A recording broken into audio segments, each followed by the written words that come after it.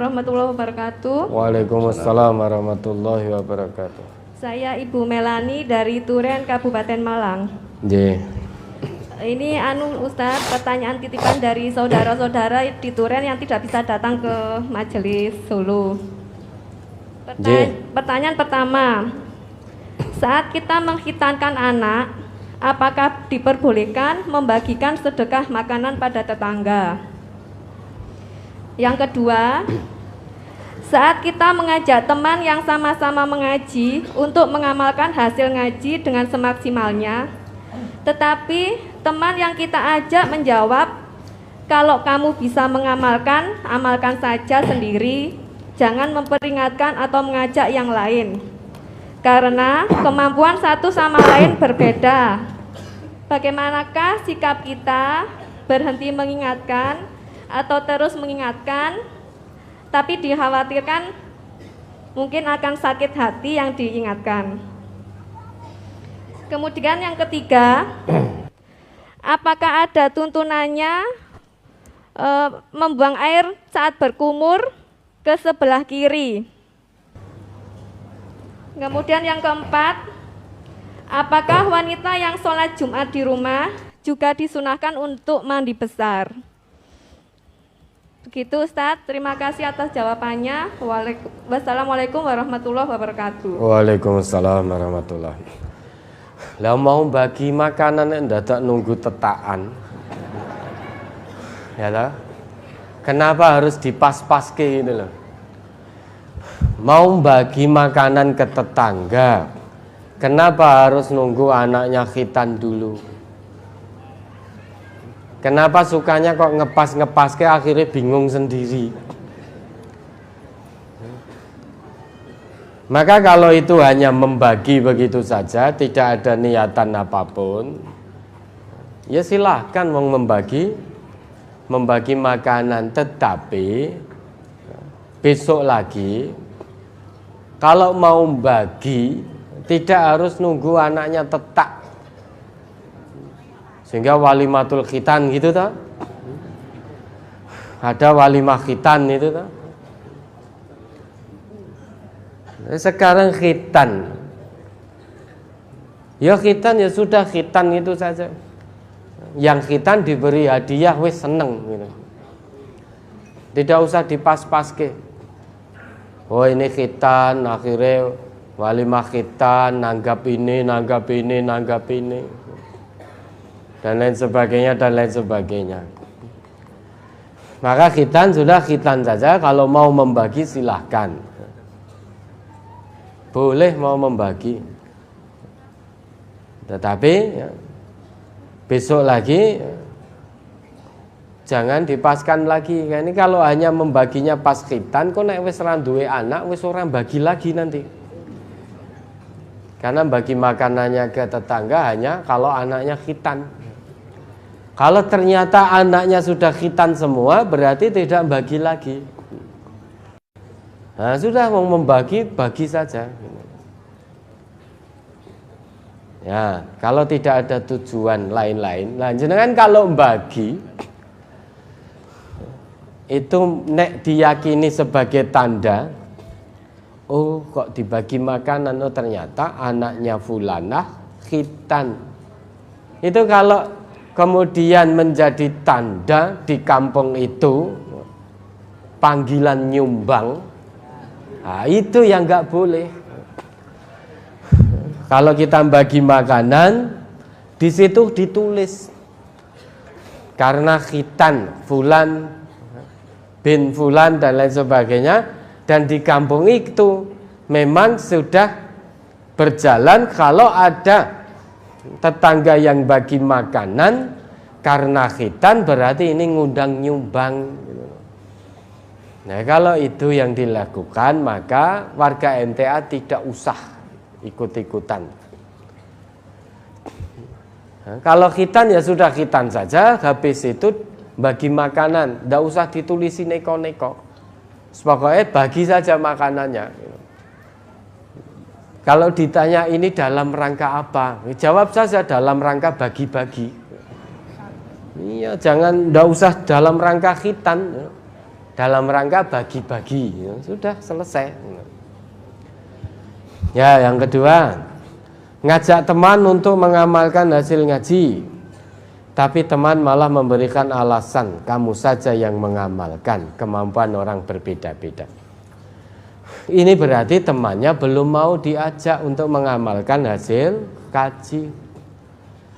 Sekarang kalau kita ngaji kemudian tidak kita amalkan, itu berarti seperti pohon tanpa buah, tidak membawa manfaat apapun.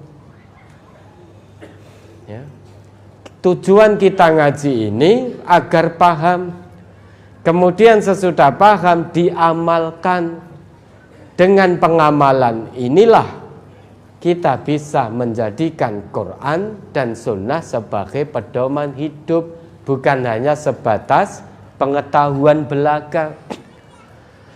Quran diturunkan oleh Allah itu untuk ditadaburi. Kalau ada orang yang mentadaburi Quran secara syumul, maka dia pasti mengamalkan petunjuk Al-Quran. Kalau mengamalkan petunjuk Al-Quran, pasti dia akan sampai ke jalan yang paling lurus. Inna hadzal Qur'an yahdi lillati hiya aqwam wa yubashshirul mu'minin alladzina ya'malunas sholihat anna lahum ajran apa itu? Kabira atau apa itu? Coba diingat kembali itu. Al-Isra atau apa?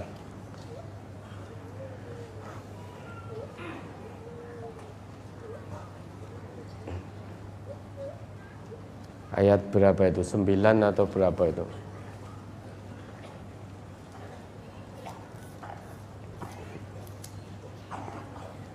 Surat Al-Isra ayat 9. Inna hadzal Qur'ana yahdi lillati hiya aqwam wa yubashshiral mu'minina alladzina ya'maluna as-solihati anna lahum ajran kabira.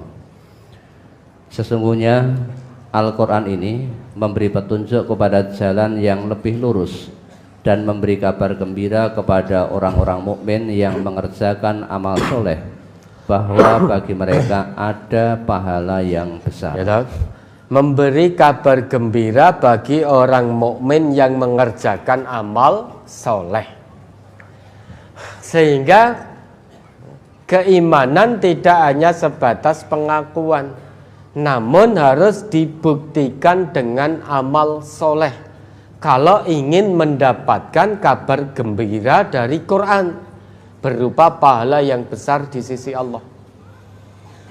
Maka kalau ada orang ngaji kemudian tidak mengamalkan hasil kajinya, berarti orang tersebut belum bisa menjadikan Quran sebagai pedoman hidup.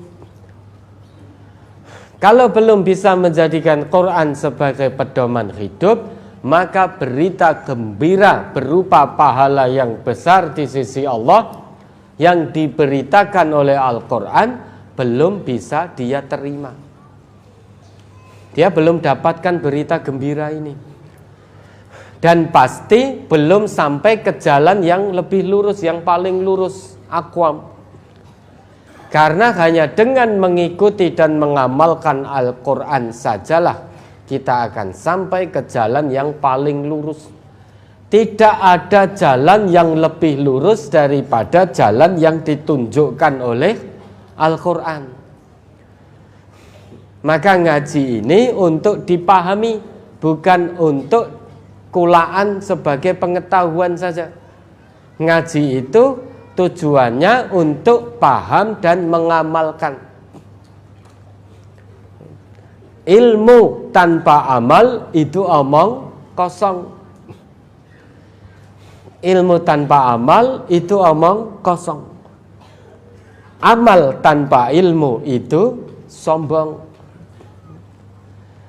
Sehingga kalau ngaji paham berarti otaknya Quran, tapi belum mau mengamalkan apa yang dipaham, berarti hatinya masih mengikuti bujuk rayu setan. Sehingga otaknya Quran, hatinya setan. Karena hanya muter-muter Quran, muter-muter di otak. Oh iya, saya tahu itu larangan Allah. Lah kok mbok lakoni, lah piye wong penak. Oh saya tahu itu larangan Nabi. Lah kok kamu lakukan? Lah bagaimana? Wong saya namanya manusia, tidak luput dari salah dan khilaf. Berarti dia masih menjadikan hawa nafsunya sebagai pedomannya, bukan Quran. Quran baru sebatas dijadikan pengetahuan saja. Belum mampu untuk dan belum mau untuk taslim mengikuti Quran secara total. Lah kalau tidak mau mengikuti Al-Quran, tidak mau mengamalkan Al-Quran, maka jangan jadi orang yang beriman. Karena kewajiban orang yang beriman itu masuk ke dalam aturan Islam secara kafah, secara totalitas. Totalitas di situ berarti mengamalkan Quran, mengamalkan tuntunan Rasulullah. Tidak semua manusia diseru untuk mengikuti aturan Islam. Hanya orang yang telah menyatakan dirinya beriman kepada Allah yang diseru untuk mengikuti aturan Islam secara kafah. Ya ayyuhalladzina amanu dkhulu fis-silmi kafah wala tattabi'u khutuwatis syaiton. Hei orang-orang yang telah menyatakan dirinya beriman, orang-orang yang telah menyatakan dirinya beriman, sehingga setelah pengakuan iman ada konsekuensi berikutnya. Apa itu? Udkhulu fis-silmi kafah, masuk dalam aturan Islam secara kafah. Dalam arti mengamalkan Quran, mengikuti tuntunan Rasul secara kafah. Wala tattabi'u khutuwatis syaiton, jangan kamu ikuti langkah-langkah setan. Karena setan itu musuh yang nyata bagimu. Nah, kalau teman tadi diajak mengamalkan hasil kaji, tidak mau, apakah kita berhenti mengajak? Oh ya tidak. Terus diajak. Dulu Nabi ketika ajakan Nabi tidak diterima oleh masyarakatnya, apakah Nabi berhenti mengajak? Tidak, Nabi terus melanjutkan. Ud'u ila sabili rabbika bil hikmah wal mau'izatil hasanah wajadilhum billati hiya ahsan. Maka dirubah cara ngajaknya. Jangan menjadikan dirinya sebagai contoh. Misalkan, fulana, mbak ayo ngamalkan hasil kaji koyo aku ngene iki lho. Alhamdulillah saya sudah mengamalkan hasil kaji. Lah kamu kapan? Kalau yang dijadikan contoh dirinya sendiri, maka bisa jadi orang lain tidak akan mengikuti. Maka yang dijadikan contoh adalah Nabi dan para sahabat-sahabat beliau. Misalkan ajakan tentang infak sedekah. Bagaimana Nabi? Nabi itu menjadi orang yang paling gemar bersedekah. Sahabat-sahabat juga beliau, Abdurrahman bin Auf, sampai menyedekahkan separuh lebih harta kekayaan, menginfakkan untuk kepentingan sabilillah. Apakah kita tidak kepingin menuju surga bersama beliau-beliau? Mari kita berlomba dalam kebaikan. Jangan dirinya yang dijadikan contoh. Alhamdulillah saya sudah gemar bersedekah. Lah kamu kapan? Nah, ini bisa jadi tidak diikuti. Saya sudah istiqomah dalam tahajud. Nah, nanti malam ya kamu ya, tak gugah. Mbok ngikuti saya. Kalau nggak tahajud ini terus gimana? Dikencingi setan loh telinganya. Nah, maka cara mengajak dengan hikmah dan mau'idhah hasanah. Mau'idhah hasanah itu dengan nasihat yang menghunjam jiwa, menyentuh fitrah. Fitrah keimanan, fitrah ketakwaannya. Itu namanya mau'idhah hasanah. untaian-untaian kalimat yang bisa menghunjam jiwa, menyentuh kalbu, menyentuh fitrah. Dan itu tidak bisa kecuali dengan ayat-ayat Allah, dengan hadis-hadis Rasulullah. Maka jangan putus asa, terus diajak. Selain ngajak, berikan keteladanan, ya, berikan contoh. Jangan hanya pandai ngajak saja, namun tidak pandai melaksanakan dari kebaikan dan kebenaran yang dia ajakkan. Sehingga jangan hanya pandai mengajak, namun harus bisa mengerjakan apa yang dia ajakkan terlebih dahulu. Itu namanya keteladanan. Kemudian selain itu doakan kepada Allah. Mudah-mudahan hatinya dibukakan oleh Allah, sehingga Quran ini tidak hanya muter-muter di otaknya saja, namun betul-betul sampai bisa melewati kerongkongan, sehingga sampai turun ke dalam hatinya dan bisa mengamalkan apa yang dia pahami dari isi kandungan Al-Quran. Ini yang kedua. Terus,